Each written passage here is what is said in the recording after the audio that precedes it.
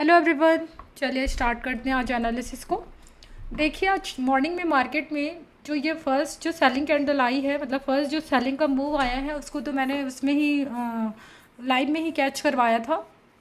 और मार्केट में मैंने ये जो सेलिंग आई है उसकी प्रॉफिट बुकिंग भी मैंने करने को जिस लेवल से बोला था निफ्टी में कि यहाँ अब निफ्टी आ गया है इस लेवल पे, क्योंकि आप क्लियर देख सकते हो कि कभी भी मार्केट जब एक लेवल का रेजिस्टेंस ले रहा है, लेकिन मार्केट अगर गैप अप ओपन हुआ है तो फिर से अगर उस लेवल पे आ रहा है तो वो पहले रेजिस्टेंस रहता है, फिर बाद में सपोर्ट की तरह काम करता है। और मार्केट में एग्जैक्ट निफ्टी सेम जगह से सपोर्ट लेके ऐसे वो क्लियर मूव दिया है, तो मार्केट ने इस सपोर्ट को रेस्पेक्ट किया है। मेरा सेलिंग का ही व्यू था मार्केट में, लेकिन उसका एक कंडीशन मैं लाइव से जाते जाते बताई थी। पहले तो उसको मैं एक बार समझा देती, फिर उसके बाद जो फर्स्ट मूव आया है उसका मैं थोड़ा सा क्लियरिफिकेशन, मतलब जो सेटअप बना था उसको मैं बताऊंगी। मैंने लाइव से जाते जाते कहा कि अगर जो निफ्टी है वो नीचे नीचे रहा है ना, निफ्टी और सेंसेक्स और बैंक निफ्टी जब इन लोग नीचे में थे तो बैंक निफ्टी धीरे धीरे करता हुआ अपना 56,000 के ऊपर तक जा रहा था। तो मैं जब लाइव में गई थी तो तब तक मेरे को व्यू था कि सेलिंग साइड का आएगा, लेकिन जो बैंक निफ्टी है वो, निफ्टी और सेंसेक्स नीचे थे लेकिन बैंक निफ्टी 56,000 का ब्रेकआउट नहीं कर पाया। और बिना ब्रेकआउट के ही मार्केट में इतनी बड़ी सेलिंग, जो ये ट्रेंड लाइन टाइप का बन रहा था ना यहाँ पे, अगर आप बैंक निफ्टी में देखें तो इस ट्रेंड लाइन का जो बायर आ रहे थे उसमें इस ट्रेंड लाइन के बायर को बिना 56,000 के ब्रेकआउट करे ही निकाल दिया था। तो फिर मेरा जो सेलिंग का व्यू है वो पूरी तरह से ख़त्म हो गया था, क्योंकि सेलिंग का जो मैं बोली थी 56 के ऊपर मुझे मिलेगा अगर निफ्टी और सेंसेक्स नीचे रहे तो मैं सेलिंग करूँगी। लेकिन मार्केट में बिना ब्रेकआउट करे, मतलब एक ब्रेकआउट तो करना चाहिए था 56,000 के ऊपर, फिर ब्रेकआउट करके कहीं ये सेलर जो बायर आए हैं उसको निकालने आता तो मार्केट सस्टेन करता। लेकिन मार्केट उससे पहले ही गिर के इन बायर को निकाला, तो मार्केट में एक व्यू था कि मे भी आज मार्केट ना आए। और निफ्टी का ये सपोर्ट भी दिख रहा था जिसमें दो बारी निफ्टी ने, अगर 5 मिनट के कैंडल में देखें तो 5 मिनट में एकदम एग्जैक्ट, क्योंकि 1 मिनट में तो थोड़ा बहुत ब्रेक डाउन हो सकता है, लेकिन 5 मिनट में अगर आप देखें तो एज एकदम सपोर्ट लेके मार्केट यहाँ से इसको पहले रेजिस्टेंस था उसको सपोर्ट लेके मार्केट बढ़ता हुआ दिखा है। तो फिर मेरा व्यू ख़त्म हो गया था उसी समय जब ये वाला सेलिंग का मूव आ गया था कि और मुझे सेलिंग में जाना है, मैं तभी जाती सेलिंग में। और वो 56,000 इतना ऊपर जाने के बाद अगर वो 56,000 को ऊपर नहीं मार रहा है, उसके बाद बायर को निकाल दे रहा है पहले ही, तो फिर आपको सतर्क हो जाना है। पूरा एक ही साइड का मूव आपको दिमाग में रख के नहीं बैठना है। तो इस तरह से ट्रेडिंग मतलब व्यू बनाना है। और बैंक निफ्टी को देख के ही लग रहा था कि ये दोनों नीचे थे और ये ऊपर ऊपर एक बार निकाल के फिर ऊपर जा रहा था, तो फिर उसके बाद एसएल पूरे अवेलेबल थे, किसमें, सेंसेक्स में। बैंक निफ्टी में भी था लेकिन सेंसेक्स में ज़्यादा एसएल अवेलेबल था, तो मार्केट ने पलट के सारे एसएल जो प्रीवियस जो 15 मिनट के चार्ट में, जिसको मॉर्निंग में नहीं निकाला था, पहले तो सबको सेलिंग में लेके आया, सबका व्यू सेलिंग में किया, और मार्केट इसको नहीं निकाला था। जो ये सब स्विंग है जिसमें मैं रेड लाइन मार्क की हूँ, उन सबको निकालते निकालते मार्केट इस लेवल तक, यहाँ तक हाई लगाया है।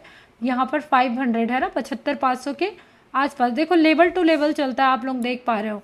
तो ये निकालते हुए कहाँ जाके रुका है, 75,500 के करीब में, और यहाँ पे छोटा सा स्विंग है। तो मार्केट में पहले तो सेलिंग का व्यू बनाया नीचे नीचे रख के, और बैंक निफ्टी अगर निकालने के बाद भी ऊपर ऊपर जा रहा था तो उस समय व्यू हो गया था, बट मैं बाइंग में नहीं गई हूँ। सच बताऊँ कि मैं पता नहीं निकाले नहीं निकाले, साइडवेज हो जाए इस टाइप का, फिर बड़ा बड़ा मूव आने लग गया तो मैं बाइंग में नहीं गई हूँ। बट मार्केट मैं बोल के ही गई थी कि अगर सेलिंग में नहीं आया, मार्केट बाइंग में पलटा, निफ्टी अगर ऊपर गया तो ये पूरा सेलर है उसको टारगेट कर सकता है आज के दिन में। तो फाइनली ये जो जोन है वो तो निकल चुका है, मार्केट बुलिश हो चुका है। अब कल का तो कल देखेंगे कि कल बोलती मंडे का देखेंगे कि थोड़ा बहुत ये बायर है उसको हल्का फुल्का निकाल के ऊपर मार्केट जाता है तो फिर अपन बाइंग का ही ट्रेड लेंगे।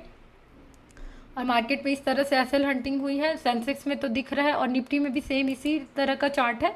मार्केट पलटा तो सेलर को ही टारगेट करता हुआ बढ़ा है, क्योंकि देखो आप क्लियर समझो, क्योंकि अब देखो मैं शुरू में उस समय की सिचुएशन के हिसाब से सेलिंग का मेरा व्यू था, और मैं लेकिन कंडीशन भी दी थी कि अगर बैंक निफ्टी 56,000 को निकाल देता है, ब्रेकआउट कर देता है, उस समय बैंक निफ्टी और ये सॉरी निफ्टी और सेंसेक्स नीचे नीचे रहना चाहिए।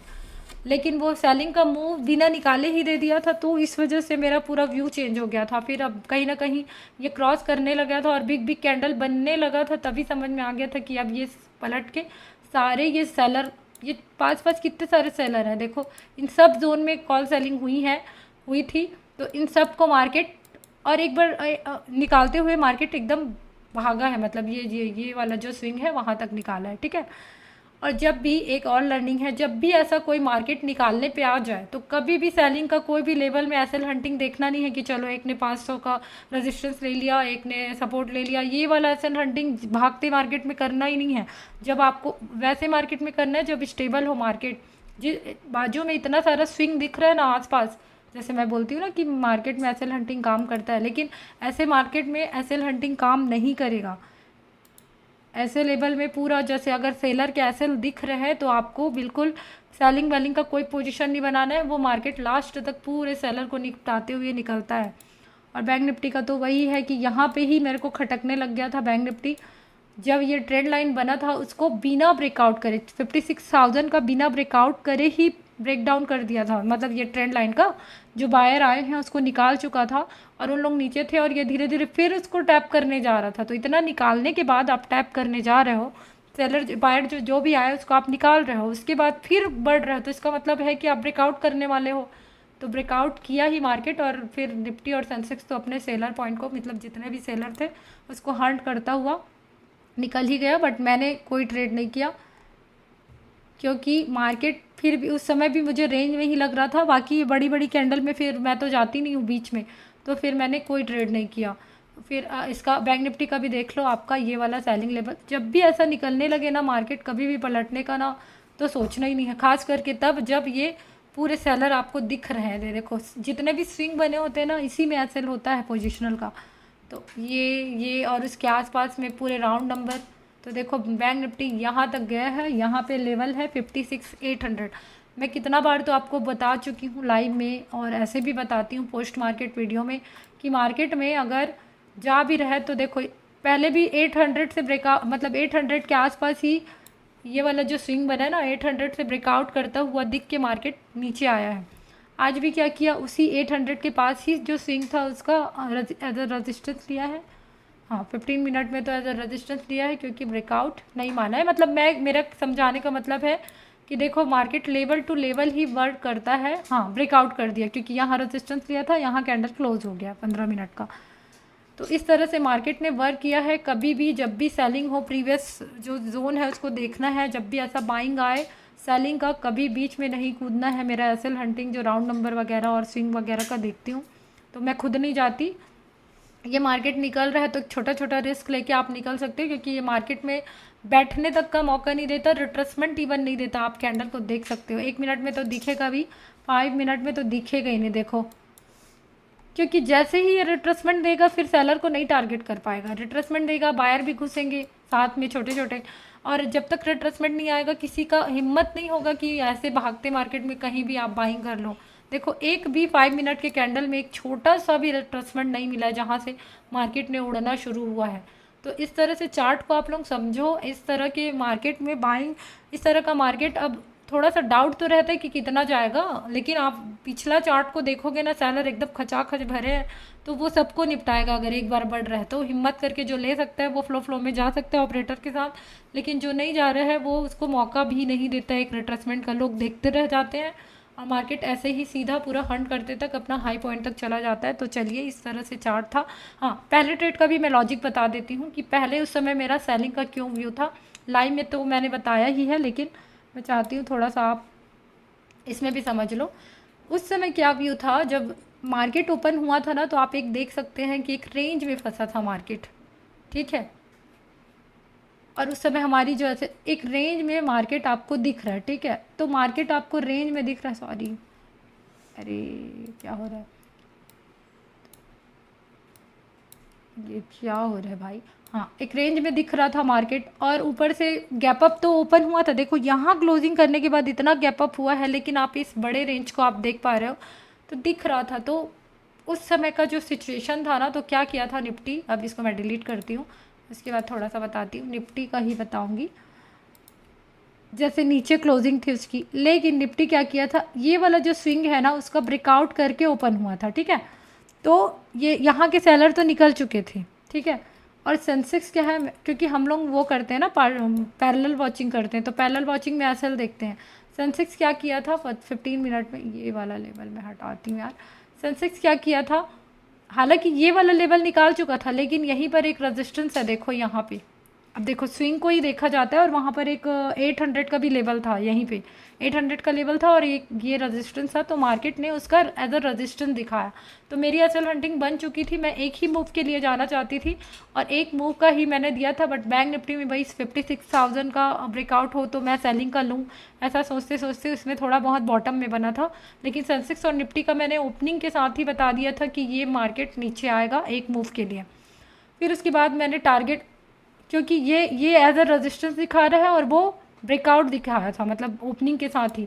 और जो अगर बैंक निफ्टी को भी कंपेयर करें तो बैंक निफ्टी क्या है, वो भी ना 56,000 का रेजिस्टेंस ही लिया था, मतलब फर्स्ट कैंडल में। तो दो रेजिस्टेंस, एक ब्रेकआउट सेटअप पे भी आप जा सकते थे, एक मूव। और मैंने यहीं पे मार्केट में बोला था कि इससे ज़्यादा नीचे जाने का ज़्यादा मतलब नहीं दिख रहा है मार्केट। आप जो भी मैंने सेलिंग दिया था यहीं इसी लेवल पे, ये जो रेजिस्टेंस दिख रहा है वो ऊपर जाके सपोर्ट बन जाता है, यही लेवल पे आपको प्रॉफिट बुकिंग करा दी थी। तो इस तरह से चार्ट वर्क किया है। और सेम मैंने बोला था अगर निफ्टी का कोई लेवल समझ में नहीं आता है तो हम सेंसेक्स का लेवल देखते हैं। जैसे निफ्टी आया जा रहा था तो सेंसेक्स देखो आप, अब निफ्टी का भी चार्ट सिमिलर बना है, लेकिन मैं सेंसेक्स को यहाँ तक क्यों नहीं की, यहाँ ये भी तो एज अ सपोर्ट बना सकता था, लेकिन मार्केट में उसमें कोई लेवल नहीं होता, वो स्विंग से ही चलता है, लेवल बहुत दूर दूर होते हैं निफ्टी में। तो इसमें था 500 का लेवल सेंसेक्स में। तो जब ये 500 का ब्रेक डाउन किया, ठीक उसी समय जो निफ्टी है वो उसी लेवल का जो मैं बताई हूँ एज अ सपोर्ट लेके गया है, उसको एक बार टच कर चुका था। तो यहीं पे फिर साइडवेज सा भी हो गया था, तो यहीं आपको प्रॉफिट बुकिंग करनी चाहिए थी। ये नेक्स्ट जो एक बार और सेलिंग में जो मूव आया है एक बार ऊपर ले जाके, वो मार्केट में सिर्फ सबकी साइकोलॉजी सेलिंग साइड का ही रख करने के लिए एक और मूव लाया गया है, और सबको सेलिंग में भरा और मार्केट जो मूव किया है। ये अक्सर आपको फ्राइडे की मार्केट में अक्सर दिखता है कि मार्केट में दिखाना कुछ और चाहता है लेकिन चार्ट कुछ और करने की कोशिश करता है। आप लोग फ्राइडे का मार्केट देखना, एकदम ट्रैपिंग फ्राइडे के मार्केट में रहता है, क्योंकि व्यू सबका 1-1:30 बजे तक एक तरफ करके मार्केट दूसरी तरफ भागता है। और ख़ास करके मतलब फ्राइडे को भी होता है, एक्सपायरी में भी होता है। एक्सपायरी में तो सेंसेक्स का एक्सपायरी आप देख ही रहे हो, व्यू डाउन साइड ओपन करके बीच में ही घुमा देता है, 2 एक्सपायरी ऐसे ही निकाल दिया। तो थोड़ा सा ना जिस दिन एक्सपायरी रहता है उस दिन का चार्ट आपको थोड़ा सेलर कैसल को देखना पड़ता है कि कहाँ से कहाँ तक मार्केट ले जाएगा।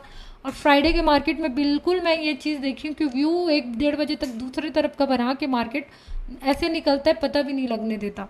तो इस टाइप से जो चार्ट